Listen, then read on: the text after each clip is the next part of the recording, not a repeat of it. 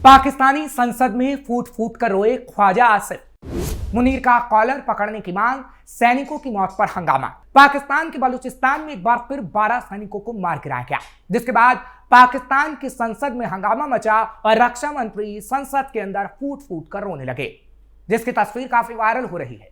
और तो और मुनीर का कॉलर पकड़ उससे जवाब मांगने की भी कोशिश की गई, क्योंकि पाकिस्तान में आम लोग और पाकिस्तानी सैनिक अब सुरक्षित नहीं रहे। वहीं संसद में ट्रंप को भी गालियां दी गई, जो कि ख्वाजा आसिफ ने दी।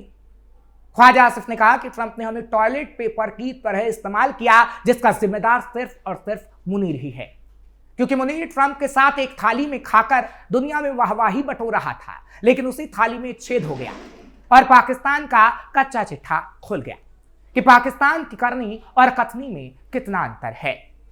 नमस्कार, कैपिटल टीवी का खास शो कच्चा चिट्ठा देख रहे हैं आप। मैं हूं आपके साथ हर्ष भारद्वाज।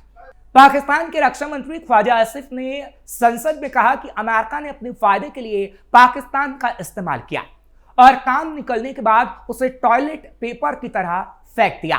पाकिस्तानी रक्षा मंत्री ने कहा कि हमने अफगानिस्तान में 2 जंग लड़ी, इसमें इस्लाम और मजहब के नाम पर हिस्सा लिया, लेकिन असल में 2 सैन्य तानाशाह जियाउल हक और परवेज मुशर्रफ ने वैश्विक ताकत का समर्थन पाने के लिए ऐसा किया कि उन्होंने 1989 में सोवियत संघ के हस्तक्षेप का जिक्र करते हुए भी ये कहा कि कदम अफगान सरकार के न्योते पर उठाया गया था, लेकिन अमेरिका ने इसे सीधा हमला बताकर अपनी तरह से नैरेटिव तैयार कर लिया और पाकिस्तान को हमेशा से बस यूज किया गया। आसिफ ने पाकिस्तान की अमेरिका के साथ 1999 के बाद हुई रणनीतिक साझेदारी पर भी सवाल उठाए। उन्होंने कहा कि 11 सितंबर 2001 के हमलों के बाद अमेरिका के साथ खड़े होने की कीमत पाकिस्तान आज भी चुका रहा है। आसिफ ने कहा कि पाकिस्तान ने इतिहास से सबक नहीं सीखा और अपने छोटे फायदे के लिए कभी अमेरिका, कभी रूस और कभी ब्रिटेन की ओर झुकता रहा। उन्होंने कहा कि अब इन देशों का यहां पहले से ज्यादा प्रभाव है, जो 30 से 40 साल पहले नहीं था। उन्होंने यह भी माना कि पाकिस्तान का आतंकी इतिहास रहा है। आसिफ ने कहा कि अफगानिस्तान की 2 जंगों में शामिल होना पाकिस्तान की बड़ी भूल थी। उन्होंने कहा कि अब इन देशों का यहां पहले से ज्यादा प्रभाव है, जो 30 से 40 साल पहले नहीं था। उन्होंने यह भी माना कि पाकिस्तान का आतंकी इतिहास रहा है। आसिफ ने कहा कि अफगानिस्तान की 2 जंगों में शामिल होना पाकिस्तान की बड़ी भूल थी और आज देश में जो आतंकवाद है वो उन्हीं गलतियों का नतीजा है। आज हमने ही देश को नहीं संभाला, हम ही देश को नहीं संभाल पा रहे। आम जनता ही नहीं, पाकिस्तान के सैनिक भी सुरक्षित नहीं है और रोजाना लाशें बिछाई जा रही हैं, सवाल तो उठेंगे ही। आसिफ ने कहा कि हम अपने इतिहास और गलतियों को स्वीकार नहीं करते। आज का आतंकवाद उन्हीं डिक्टेटरों की गलतियों का नतीजा है। उन्होंने यह भी माना कि पाकिस्तान को जो नुकसान हुआ उसकी भरपाई कभी नहीं हो सकती। पाकिस्तान के रक्षा मंत्री ने दावा किया कि इन जंगों को सही ठहराने के लिए पाकिस्तान के एजुकेशन सिस्टम ने जानबूझकर बदलाव कर दिए। उनके मुताबिक ये बदलाव आज भी सिस्टम में मौजूद है। पाकिस्तान को दूसरे देशों ने जवाब दिया और पाकिस्तान कुछ नहीं कर पाया, लेकिन पाकिस्तान ने बार बार यह कहा कि हमने दूसरे देशों को दबाने का काम किया, यानी झूठ और वाहवाही बटोरने के चक्कर में पाकिस्तान ने अपनी मिट्टी पलीत कर ली। आसिफ ने बिल क्लिंटन के दौरे का भी जिक्र किया। उन्होंने साल 2000 में अमेरिकी राष्ट्रपति बिल क्लिंटन की इस्लामाबाद की कुछ घंटों की यात्रा का भी जिक्र किया। क्लिंटन भारत दौरे के बाद थोड़े समय के लिए पाकिस्तान आए थे। आसिफ ने कहा कि इससे साफ दिखता है कि दोनों देशों का रिश्ता सिर्फ मतलब तक ही सीमित था, यानी अमेरिका और पाकिस्तान का। उस समय अमेरिका ने सैन्य शासक परवेज मुशर्रफ पर लोकतंत्र, परमाणु प्रसार और आतंकवाद को लेकर दबाव डाला था। 2000 में पाकिस्तान का प्रधानमंत्री कोई नहीं था, क्योंकि उस समय देश में सैन्य शासन चल रहा था। नवंबर 1997 से अक्टूबर 1999 तक नवाज शरीफ पाकिस्तान के प्रधानमंत्री थे। 12 अक्टूबर 1999 को जनरल परवेज मुशर्रफ ने तख्ता पलट करके नवाज शरीफ की सरकार को हटा दिया और खुद चीफ एग्जीक्यूटिव बन गए। 1999 के बाद से 2002 तक पाकिस्तान में कोई निर्वाचित प्रधानमंत्री नहीं था। मुशर्रफ ने सत्ता संभाली और 2002 में चुनाव करवाए, जिसके बाद जफरुल्लाह खान जमाली प्रधानमंत्री बने। अमेरिका पाकिस्तान का हर बार फायदा उठाता रहा। पाकिस्तान अस्थिर रहा और हमेशा से अमेरिका ने उसे टॉयलेट पेपर की तरह यूज किया। और तो और ये बयान उस समय आया है जब संसद ने इस्लामाबाद की शिया मस्जिद में हुए हमले के खिलाफ निंदा का प्रस्ताव पास किया। 6 फरवरी को नमाज के दौरान हुए इस आत्मघाती हमले में 31 लोगों की मौत हो गई थी, 159 लोग घायल हुए थे। इस हमले की जिम्मेदारी इस्लामिक स्टेट समूह ने ली। आसिफ ने राजनीतिक एकता की अपील की और कहा कि आतंकवाद की निंदा जैसे मुद्दे पर भी एकजुटता नहीं दिखाई जाती। पाकिस्तान में मतभेद होते हैं, ये होने नहीं चाहिए। पाकिस्तान की आम जनता और सैनिक मारे जा रहे हैं, जिसका जवाब हम अपनी आवाम को नहीं दे पा रहे। आसिफ ने कहा कि पाकिस्तान के अंदर राष्ट्रीयता की भावना नहीं है। हमें ऐसा माहौल तैयार करना होगा कि हमारे लोग बाहर की तरफ ना देखें, खासतौर पर अमेरिका की तरफ। उन्होंने कहा कि बलूचिस्तान और खैबर पख्तूनख्वा में जो हिंसा हो रही है वो हमारी गलतियों का नतीजा है। आसिफ ने संसद के अंदर कबूल किया कि पाकिस्तान के अंदर अलग अलग गुट आपस में लड़ रहे हैं, जिसकी वजह से पाकिस्तान बर्बाद हो रहा है और हम कुछ नहीं कर पा रहे। आतंकवाद पर खोली पाकिस्तान की पोल। पाकिस्तानी रक्षा मंत्री ने कहा कि कोई दिल्ली में जाकर बैठ जाए, कोई अफगानिस्तान में जाकर बैठ जाए, कोई यूरोप में या लंदन में जाकर बैठ जाए, ऐसे ख्वाब मुनीर को नहीं दिखाने चाहिए। हालांकि मुनीर का नाम नहीं लिया गया, लेकिन मुनीर की तरफ इशारा था। उन्होंने कहा कि पहले खुद को ठीक करना चाहिए। आसिफ ने कहा कि हम आतंकवाद की निंदा करने में साथ नहीं आते।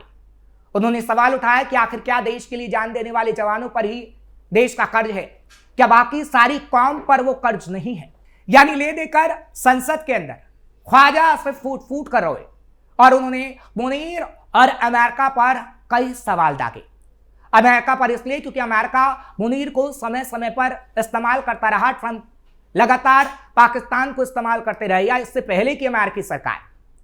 और मुनीर पर इसलिए गरजे ख्वाजा आसिफ क्योंकि मुनीर की वजह से पाकिस्तानी सैनिकों और आम लोगों की मौत हो रही है।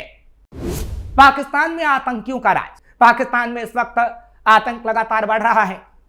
टीटीपी की बढ़ती सक्रियता ने पाकिस्तान के अंदर दूसरे चरमपंथी संगठनों को भी हिम्मत दे दी है। लश्कर-ए-जंगी, इस्लामिक स्टेट खुरासान प्रांत और जैश-ए-मोहम्मद जैसे गुट अब अपनी पुरानी गतिविधियां फिर से तेज कर रहे हैं। लश्कर-ए-जंगी अल्पसंख्यकों पर हमलों के लिए कुख्यात रहा है, जबकि आईएसकेपी पहले भी टीटीपी के असंतुष्ट लड़कों को अपनी ओर खींचता है, उन्हें लड़ाका बनाता है, विद्रोही बनाता है और पाकिस्तान के अंदर विस्फोट करता है, जिसमें हजारों आम नागरिक और पाकिस्तानी सैनिकों की मौत हो जाती है। हालांकि आसिम मुनीर को कठोर रुख वाला माना जाता है, लेकिन वही आसिम मुनीर कुछ नहीं कर पा रहा, ना अपने नागरिकों के लिए और ना ही पाकिस्तानी सैनिकों के लिए, और आतंकी आतंक खुलेआम मचा रहे हैं। बलूचिस्तान भी पाकिस्तान के लिए बना आफत। जुल्म सितम के दौर से गुजर रहे बलूचिस्तान की जमीनी हकीकत से दुनिया अनजान है।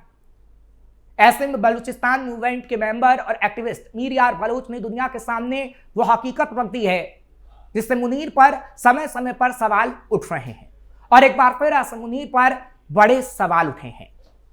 तो चलिए जानते हैं कैसे बलूचिस्तान पर पाकिस्तानी सेना के जुल्म के पीछे चीन का भी हाथ रहा और चीन और पाकिस्तान ने किस तरीके से मिलकर बलूचिस्तान को तबाह कर दिया, और आज वही बलूचिस्तान पाकिस्तान को इसलिए तबाह करने पर तुला है क्योंकि उनके हक उन्हें नहीं दिए गए।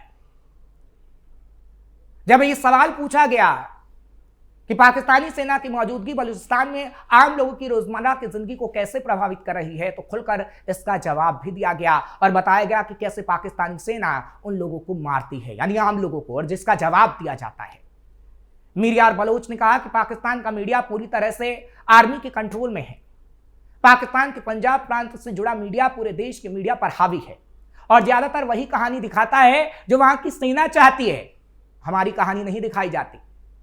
जब बलूचिस्तान में लाखों बलूच लोग सड़कों पर उतरते हैं, तब पाकिस्तान की मेन स्ट्रीम मीडिया कहीं भी नहीं दिखाई देती। लेकिन पंजाब में कोई छोटी सी घटना भी हो जाए तो ब्रेकिंग न्यूज बना दी जाती है और हमें आतंकी घोषित कर दिया जाता है। हमारी कोशिश है कि पाकिस्तान की झूठी कहानी को दुनिया के सामने बेनकाब किया जाए। हम अंतर्राष्ट्रीय मीडिया और वर्ल्ड वाइड पॉलिसी बनाने वाली संस्थाओं तक ये सच्चाई पहुंचा रहे हैं कि बलूचिस्तान में नरसंहार, आर्थिक शोषण और जबरन कब्जा किया गया है। इसके लिए हम अपनी जमीनी ताकत, सोशल मीडिया प्लेटफॉर्म और बलूच मीडिया वेबसाइट का इस्तेमाल करते हैं, और जो विद्रोही पाकिस्तान कहता है उन्हें, वो विद्रोही नहीं, आम नागरिक हैं, जो अपने लिए लड़ रहे हैं। वहीं जब एक और सवाल किया गया कि चीन पाकिस्तान आर्थिक गलियारे यानी सीपैक को लेकर बलूच लड़ाकों का क्या रुख है, क्या वो इसे डेवलपमेंट मानते हैं या बलूच अधिकारों और संसाधनों के लिए खतरा, इस पर भी उन्होंने जवाब दिया कि चीन पाकिस्तान आर्थिक गलियारा एक पूरी तरह से बलूच विरोधी प्रोजेक्ट है। इसे शुरू करने से पहले लोगों की राय नहीं ली गई। एक कब्जाकारी और बलूच विरोधी देश पाकिस्तान के साथ किया गया सीपैक समझौता इस क्षेत्र में और ज्यादा सुरक्षा लेकर आया। चीन को कोई हक नहीं है कि वो पाकिस्तान जैसे आतंकवादी देश का साथ देकर बलूचिस्तान के संसाधनों और समुद्री तटों का शोषण करे। बलूचिस्तान की जमीन हमारी है। सीपैक शुरू होने से लाखों बलूच उसका विरोध कर रहे हैं। करीब 50,000 बलूच लोगों को पाकिस्तानी सेना ने जबरन उठा लिया है विरोध करने के लिए, क्योंकि वो लगातार पाकिस्तान और चीन का विरोध कर रहा था, इस परियोजना का विरोध कर रहा था। यानी साफ तौर पर यह देखा जा सकता है कि किस तरीके से पाकिस्तान अब जो हरकतें कर रहा था उसी का अंजाम भुगत रहा है। और इसी बात को पाकिस्तानी संसद के अंदर रक्षा मंत्री ख्वाजा आसिफ बता रहे हैं और फूट फूट कर रोने पर मजबूर हो गए हैं। लेकिन एक कहावत है ना कि अब पछताए होते क्या जब चिड़िया चुग गई खेत। ये कहावत पाकिस्तान पर अब फिट बैठ रही है। आपको ये खबर कैसी लगी कमेंट सेक्शन में जरूर बताएं। खबर को लाइक शेयर करें। कैपिटल टीवी को सब्सक्राइब करना मत भूलिएगा।